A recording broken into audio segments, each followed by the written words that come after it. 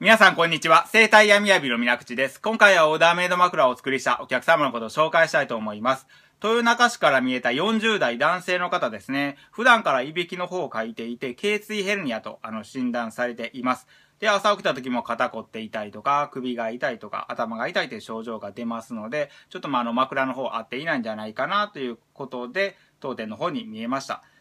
今回1ミリ単位で正確に高さの方を合わせていったんですけれども、首の状態ですね、非常に悪いというか、首の症状を持っている方、頸椎ヘルニアであるとか、頸椎症であるとか、ストレートネックって言われて、診断されている人ですね。実際どうかっていうのは別ですけども、されている人であるとか、そういったムチ打ちとか、首に何らかの症状が見られる方は、やはりそういった枕の方をちゃんと合わせてもらう必要があります。本当に首って繊細で1ミリ単位でね、首の角度変わってはっきり分かるぐらいのね違いあるんですけれども、市販のものっていうのは高さっていうのは決まってますし、実際中身ね入れ替えたりとかして高さ調整することができる枕って最近増えてるんですけれども、やはりご自身では高さ分かりにくいです。